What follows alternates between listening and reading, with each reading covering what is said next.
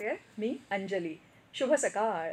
आज आपल्या कार्यक्रमांची सुरुवात करतानाच मी म्हटलं होतं की युवा तरंगमध्ये एक युवा तबला वादक मित्र आपल्याबरोबर असणार आहे. त्याचं नाव आहे देवर्षी जोशी आणि देवर्षी आता स्टुडिओमध्ये आलेला आहे, तर आपण त्याचं स्वागत करूया. हाय देवर्षी, नमस्कार आणि खूप स्वागत आहे तुझं. हॅलो, नमस्कार. धन्यवाद. खूप खूप धन्यवाद. देवर्षी आता स्टुडिओत आलाय, त्याला सेटल व्हायला आपण थोडासा वेळ देऊया. एक छानसं गाणं मी तुम्हाला ऐकवते आणि त्यानंतर देवर्षी नेमकं काय काय गोष्टी करतो, त्याचं करिअर कसं चाललंय त्याविषयी पण जाणून घेऊया आणि अर्थातच त्याच्याशी खूप साऱ्या गप्पाही मारूया. ऐकत रहा 100.1 FM गोल्ड. 100.1 तुम्ही ऐकताय आकाशवाणी मुंबई केंद्राची FM गोल्ड प्रसारण सेवा. युवा तरंग कार्यक्रम सुरू आहे आणि मगाशीच मी म्हटल्याप्रमाणे आपला युवा तबला वादक मित्र देवर्षी जोशी आपल्या स्टुडिओमध्ये आलेला आहे. आणि देवर्षी, मगाशी तुझं स्वागत वगैरे तर करून झालंच आहे, पण मी मगासपासून फक्त युवा तबला वादक मित्र एवढंच सांगते, तर तू काय काय करतोस त्याविषयी मी थोडक्यात आपल्या श्रोत्यांना सांगते. देवर्षी गेली 14 वर्ष तबला शिकतोय. चंद्रकांत चौधरी, विनायक सोमण आणि पंडित विश्वनाथ शिरोडकर यांच्याकडे त्यांनी तबल्याचं शिक्षण घेतलंय. वयाच्या 19व्या वर्षी त्यांनी तबला विशारद प्रथम श्रेणीत पूर्ण केलंय.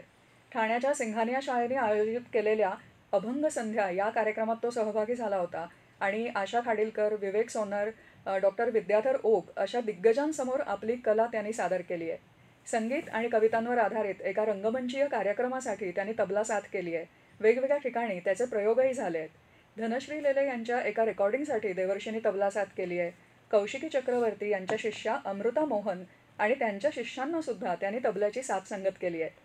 शास्त्रीय आणि सुगम संगीतातल्या वेगवेगळ्या कलाकारांना त्यांनी साथ केली आहे आणि हे सगळं करत असताना त्याचं महाविद्यालयीन शिक्षणसुद्धा उत्तम पद्धतीने सुरू आहे. माटुंगाच्या इन्स्टिट्यूट ऑफ केमिकल टेक्नॉलॉजीमधून तो फार्मास्युटिकल केमिस्ट्रीमध्ये B.Tech करतोय आणि आत्ता तो 3ऱ्या वर्षाला आहे. पुन्हा एकदा स्वागत आहे देवर्षी तुझं. खूप खूप धन्यवाद कसं वाटतंय मग इथे येऊन? खूप भारी वाटतंय. खूप एक्सायटेड आहे मी. एक्सायटेड आहे? खरं तर हा माझ्यासाठी फर्स्ट टाइम आहे एक्सपिरियन्स स्टुडिओमध्ये येऊन बोलण्याचा माईक समोर. ग्रेट. खूप एक्सायटेड आहे मी. येस. मस्त. आणि मी आत्ता तुझी एवढी सगळी ओळख आपल्या श्रोत्यांना करून दिली आहे, तर तबला वादक म्हणून तुझी ओळख आहे आणि आज त्याविषयी जास्त प्रामुख्याने आपण बोलणार आहोत. हो तर तुझ्या एखाद्या छानशा परफॉर्मन्सने आपण कार्यक्रमाची सुरुवात करूया. हो, नक्कीच. ताल 3 तालमध्ये मिश्रजाती रेला वाजवण्याचा मी प्रयत्न करतो. जरूर जरूर.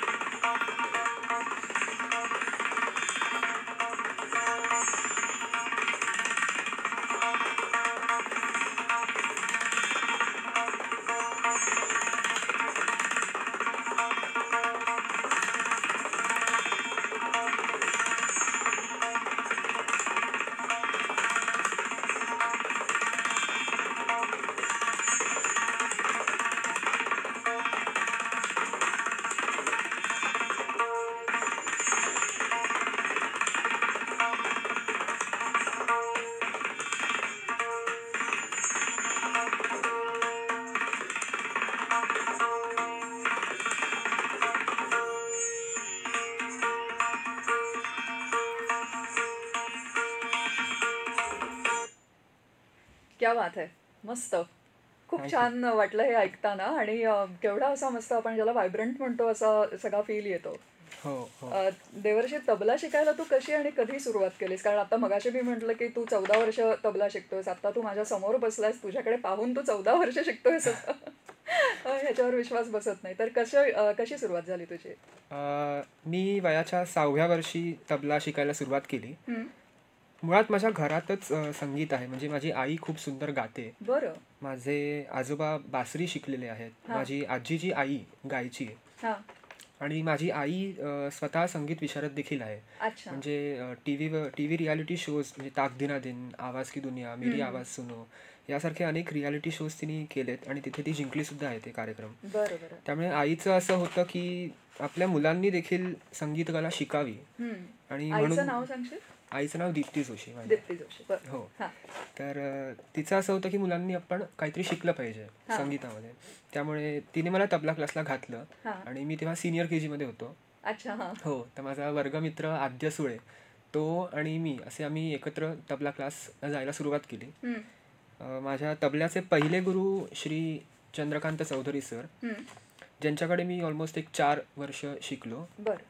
आणि तबला हे जे वाद्य आहे त्याबद्दल खरं तर त्यांनी माझ्या मनात एक वेगळी रुची निर्माण केली. हां. म्हणजे मला सांगायला आवडेल की कसं आहे, लहानपणी सुरुवातीला आम्ही क्लासला जेव्हा जायचो हं. तेव्हा तो 1-1.5 तास क्लास चालायचा आणि त्यात एकच अक्षर किंवा एकच फ्रेज सर घोटून घ्यायचे. म्हणजे बरं. धा धा तीट, धा धा तीना हं. असं तत्सम काहीतरी फ्रेज.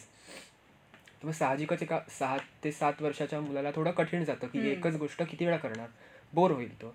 तर मग सर आम्हाला चॉकलेट द्यायचे, काहीतरी हां. विनोदी गोष्ट सांगायचे, काही घरात गोड बनलं असेल तर ते खायला द्यायचे हां. आणि असं करत करत हसत खेळत आमच्याकडून रियाज करून घ्यायचे. अच्छा. आणि ते शिस्तीला जाम कडक होते, फारच कडक होते. हां. त्यांचा एक नियम मला आठवतो की नखं कापून यायची, थोडी जरी वाढली असतील तरी ते घराच्या आतही घ्यायचे नाही. हां.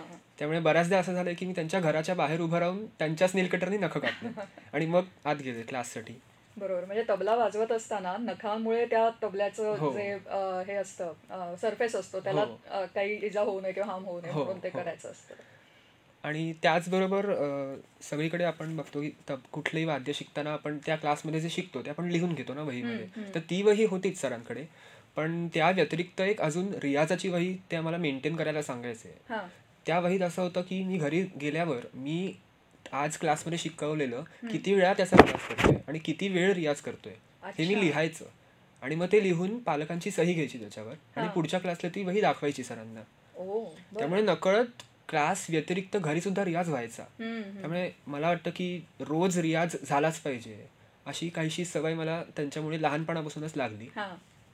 आणि मग त्यानंतर मी तबल्याचं पुढचं शिक्षण घेण्यासाठी विनायक सुमन सरांकडे गेलो. हं, उस्ताद आमिर हुसेन खासाहेबांचे शिष्य पंडित सुधीर संसारे हं. आणि त्यांचे शिष्य म्हणजे सुमन सर. हां. त्यामुळे ती जी एक आमिर हुसेन खासाहेबांची परंपरा आहे हां. सुधीर संसारांकडे आली, ती सरांनी मला दिली. हं. म्हणजे अस्सल फरुखाबाद घराण्यातली कॉम्पोजिशन्स असतील किंवा जे घराणेदार वादन असतं हां. ते सरांनी मला शिकवलं थोडक्यात. आणि मेन म्हणजे आक्रस्ताळेपणा न करता हं. एक काम आणि कंपोज्ड बट त्याच वेळेला वजनदार वादन ज्याला आपण म्हणतो तसं हां. काहीसं सरांनी मला बनवलं. आणि मी सोमण सरांकडे आय थिंक 9 वर्ष शिकलो तबला. हां. आणि जसं तुम्ही म्हणालात गांधर्व महाविद्यालयाच्या विशारद प्रथम परीक्षेपर्यंत मी पोचलो. हां. सोमण सर स्वतः खूप शांत आहेत, जास्त बोलत नाहीत, पण एखादी गोष्ट त्यांना पटली नाही किंवा हं. आवडली नाही तर मग ते थेट बोलून दाखवतात. हं, हं. त्यामुळे असं आहे की कुठलीही कला शिकताना बऱ्याचदा मनात माज किंवा अहंकार येऊ शकतो. राईट. त्यामुळे वेळोवेळी सरांनी तो माज उतरवलाय माझा असं हां. मला वाटतं. आणि त्यामुळे खूप हंबल तबला साधक त्यांनी मला बनवलंय. हां. त्यानंतर मी ॲडव्हान्स शिक्षण घेण्यासाठी पंडित विश्वनाथ शिरोडकर सरांकडे आलो. हां. शिरोडकर सर म्हणजे एक वेगळीच दुनिया आहेत, वेगळी जादू आहेत ते. मुळात मी शिकतो त्यांच्याकडे तो क्लास नाही आहे, तो त्यांचा गुरुकुल आहे ते. हं, हं. म्हणजे त्यांच्या पत्नी विदुषी सीमा शिरोडकर हं. आणि सर असे दोघे मिळून ही गुरुकुल चालवतात. हे सीमाताई पेटी शिकवतात आणि सर तबला. त्यामुळे असं आहे की सरांकडे फक्त तबला नाही तर मग साथ संगत कशी करायची, पेटी बरोबर असेल किंवा गायकाबरोबर असेल हं. तर त्याचं शिक्षणही नकळत होतं. त्यामुळे फक्त बरोबर. एकलवादन नाही तर दुसरी बाजू जी आहे वादनाची तीही फार चांगल्या रीतीने एनहान्स होते असं मला वाटतं. हां. त्याचबरोबर दरवर्षी गुरुपौर्णिमेला आमचा एक प्रॉपर सोहळा असतो, हॉल घेऊन आम्ही मोठा कार्यक्रम करतो, ज्यात प्रत्येकाने वाजवायचं असतं, एकलवादन करायचंच असतं आणि त्याचबरोबर आपल्या गुरुबंधूंना देखील साथ करायची असते. अच्छा. त्यामुळे ते वर्षभरात ती कशी हेल्दी कॉम्पिटिशन टाईप म्हणता येईल, की बरोबर. अरे हा ताल वाजवतोय, त्यांनी आज 9:30 मात्राचा ताल वाजवलाय, किंवा तो हा राग वाजवणार आहे, त्याचा विचार काय आहे त्या रागामागचा, किंवा हा एखादा ताल वाजवण्याचा विचार काय त्याचा. तर मग हे ऐकून ऐकून फार शिकायला मिळतं. त्यामुळे असं नाहीये की तो चांगला वाजवतोय तर मग मला त्या लेवलपर्यंत जायचंय, हो. असं काहीसं खूप हेल्दी कॉम्पिटिशन आणि इन्स्पिरेशनल असतं गुरुपौर्णिमा आमची. त्यामुळे खरं तर शिरोडकर सरांबद्दल मी खूप बोलू शकतो, पण आपल्याकडे बरोबर. तेवढा आणि वेळ काय नाही. होतं की गुरूंकडून शिकण्यासारख्या अनेक गोष्टी असतातच आणि हो. इतकी वर्ष तू शिकतोयस तर निश्चितपणे अगदी बारकाईने सांगण्यासारख्या बऱ्याच गोष्टी असतीलच हो. तुझ्याकडे.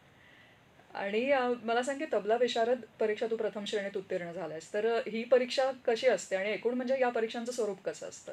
मुळात ह्या परीक्षा अखिल भारतीय गांधर्व महाविद्यालय घेतं, जे मिरजला त्यांचं हेडक्वार्टर्स आहे. हां.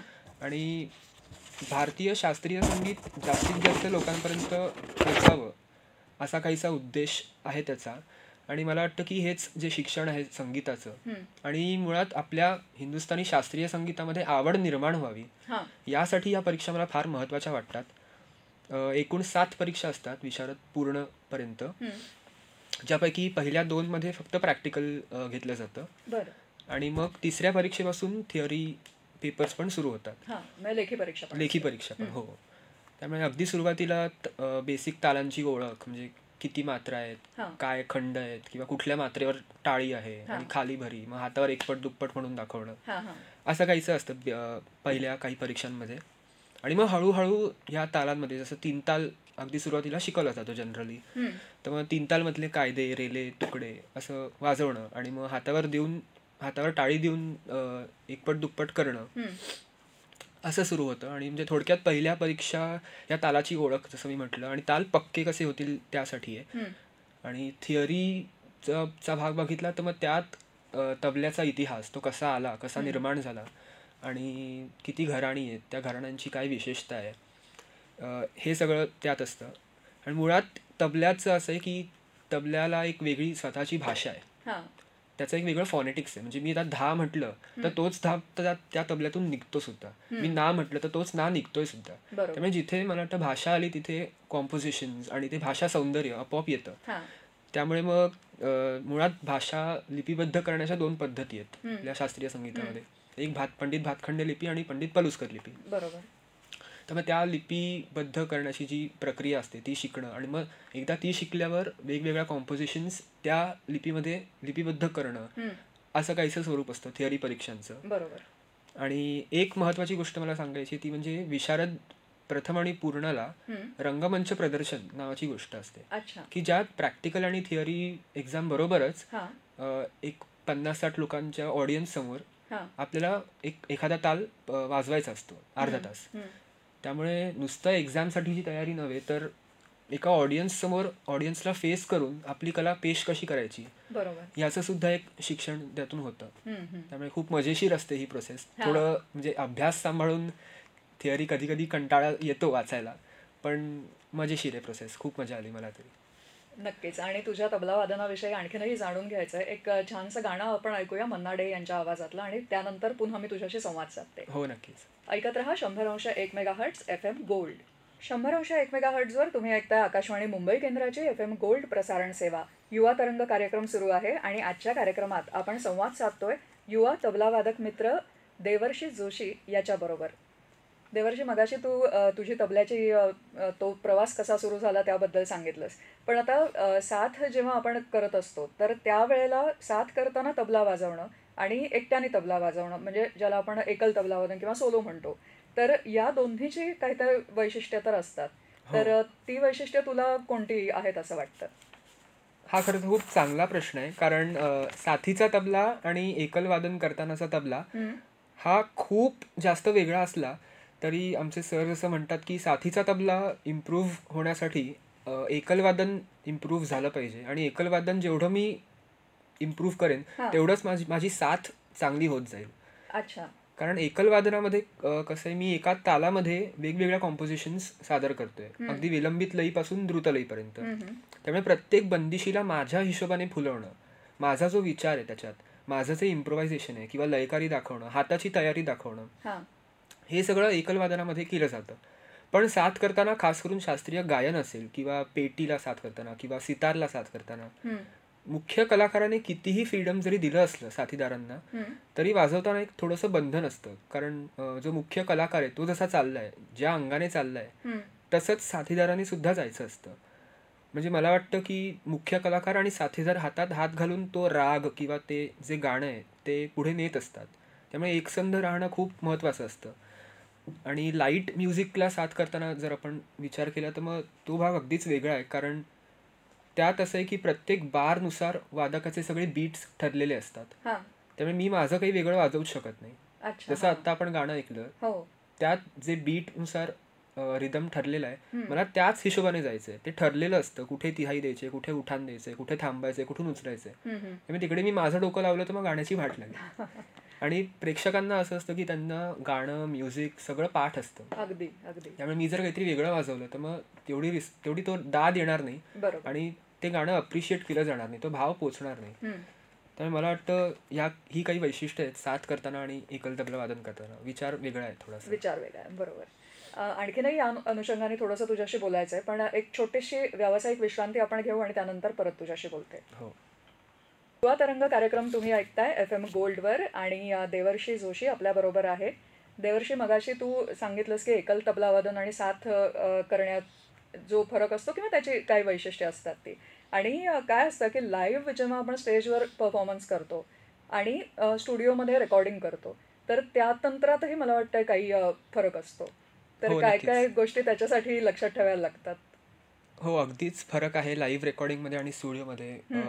कसं आहे, लाईव्ह रेकॉर्डिंगला अजिबात चुका केलेल्या चालणार नाही. बरोबर. काही रिटेक हा ऑप्शन नाहीये लाईव्ह रेकॉर्डिंग, लाईव्ह परफॉर्मन्समध्ये.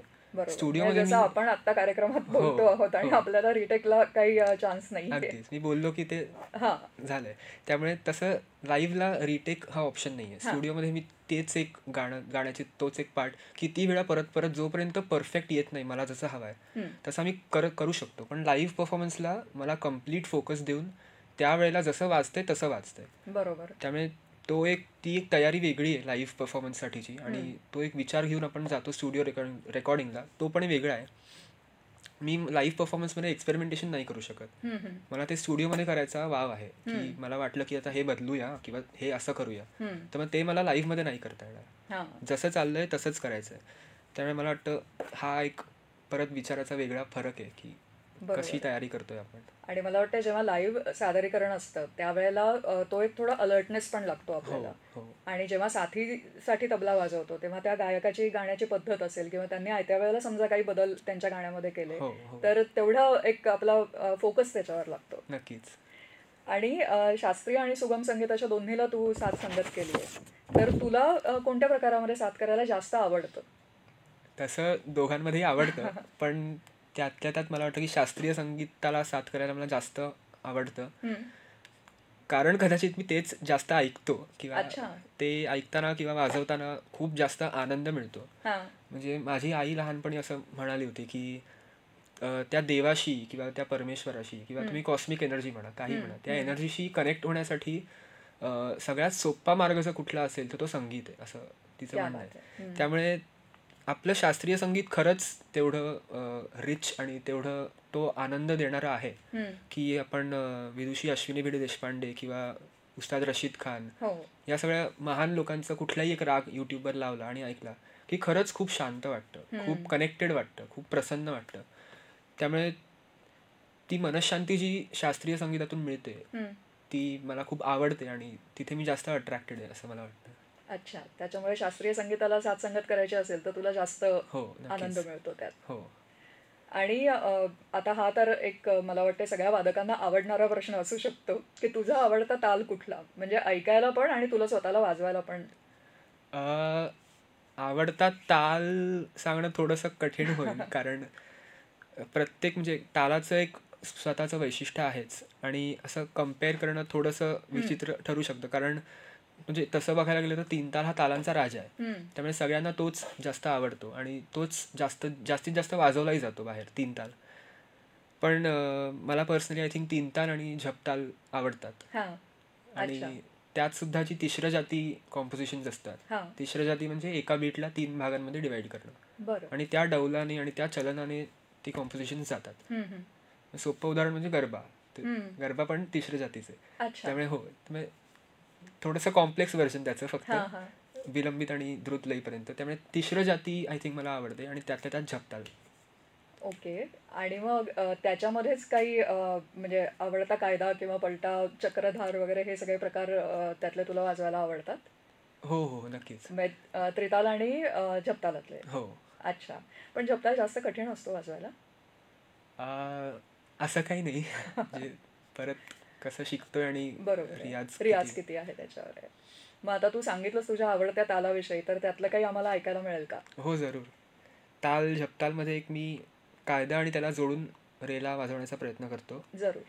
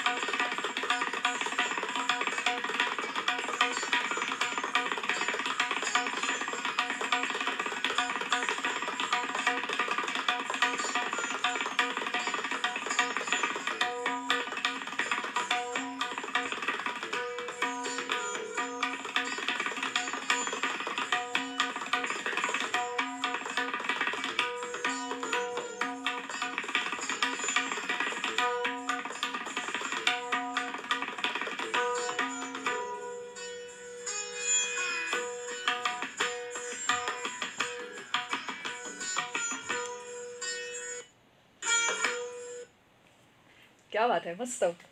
थँक्यू. खूपच छान. थँक्यू. मजा आली ऐकताना. आणि पुन्हा एकदा मी तेच म्हणेन की फार छान वाटतं असं जेव्हा आपण काही कॉम्पोजिशन्स ऐकत असतो त्यावेळेला. हो. आता एवढंच छान तू वाजवतोस आणि तू एवढ्या गोष्टी आता रियाज केलायस वगैरे सगळं, पण तरी असं कधी झालंय का की एखादा कायदा पलटा किंवा इतर काही प्रकार बसवायला तुला खूप वेळ लागलाय किंवा खूप चॅलेंजिंग वाटलंय ते? हो हो अगदीच. म्हणजे आत्ता जो मी वाजवला ताल झपतालमधली कॉम्पोजिशन ती तिसऱ्या जाती कॉम्पोजिशन होती. हम्म.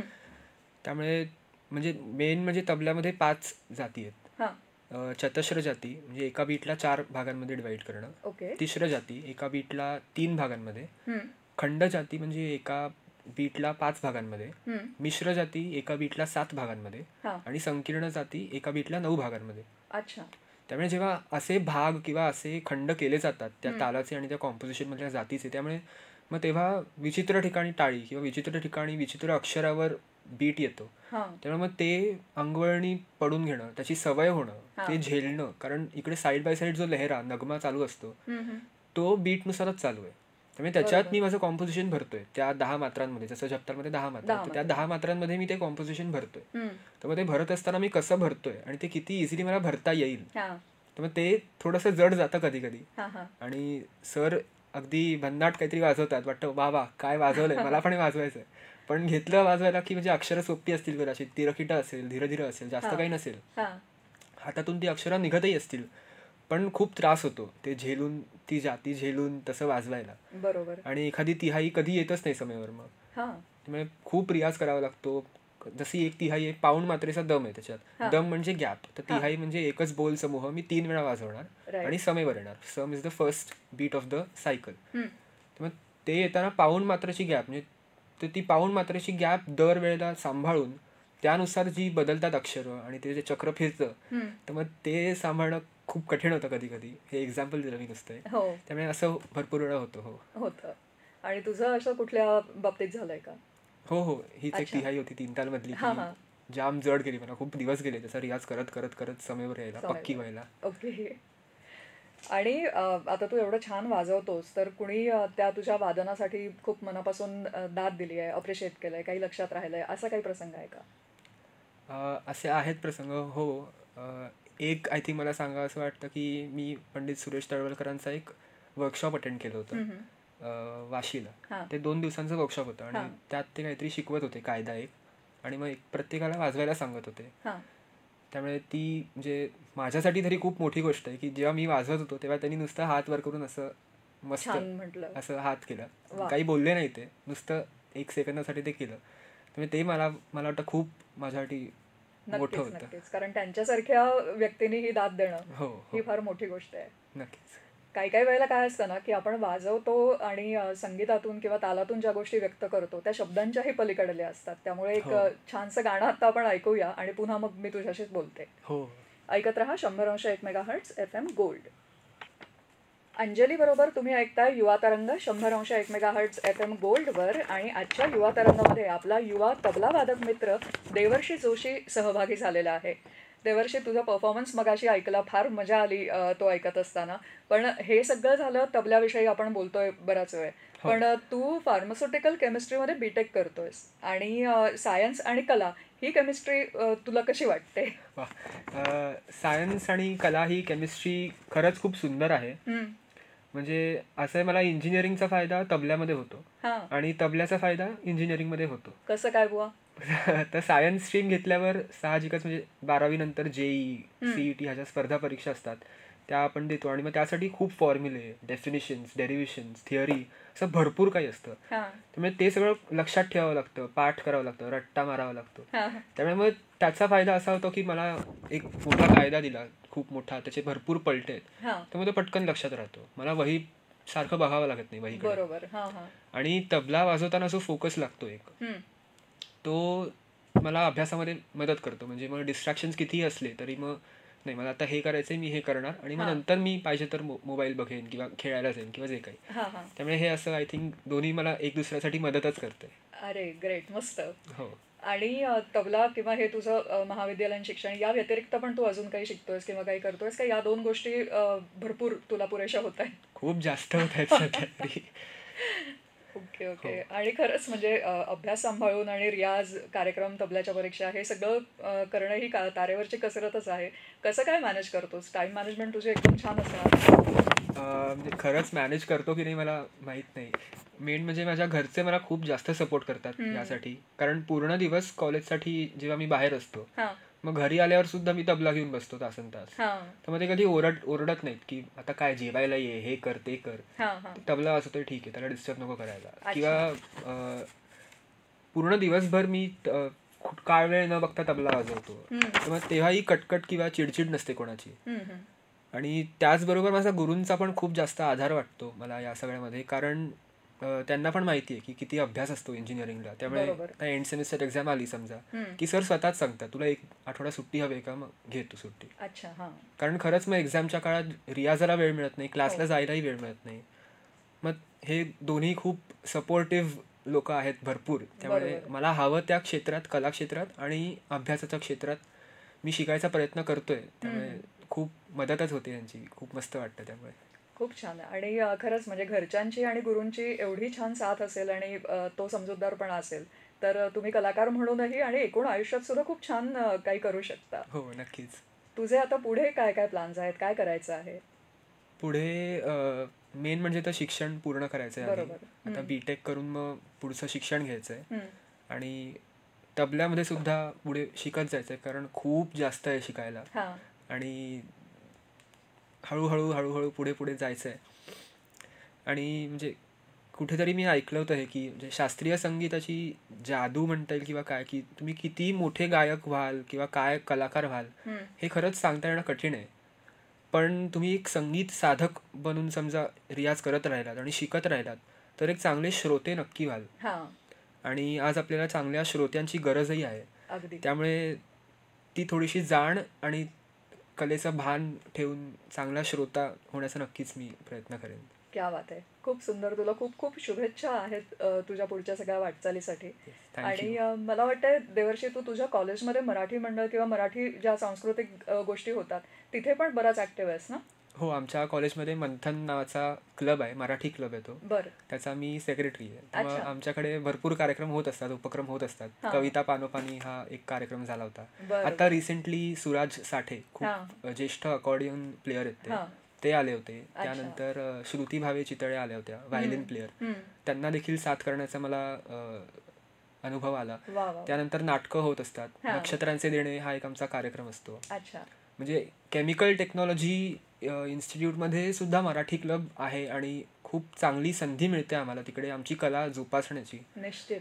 हे खरंच खूप महत्त्वाचं वाटतं आणि त्यामुळे कॉलेजला जायला मजा येते. रोज काही ना काहीतरी होत असतं. क्या बात आहे. खूप छान वाटलं तुझ्याकडून हे ऐकून. आणि देवर्षी आज तुझ्याशी गप्पा मारताना तू छान छान आम्हाला काही परफॉर्मन्सेस ऐकवलेस. या सगळ्यामध्ये खूप मजा आली, खूप छान वाटलं.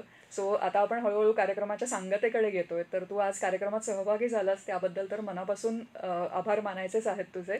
आणि मला वाटतं आपण कार्यक्रमाची सांगता आपण तुझ्याच एका परफॉर्मन्सने करूया. तर काही ऐकवशील का आपल्या श्रोत्यांना? हो, नक्कीच. थँक्यू सो मच मला इकडे बोलवलं. थँक्यू. मी ताल 3 तालमध्ये काही तुकडे आणि गती ऐकवण्याचा प्रयत्न करतो. जरूर.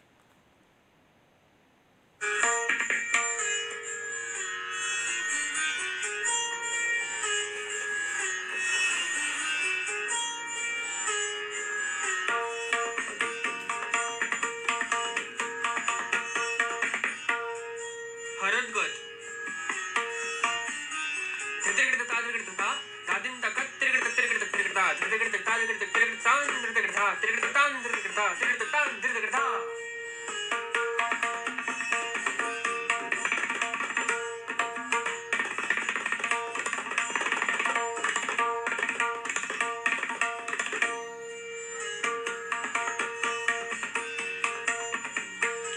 आमिर हुसेन साहेबांची गत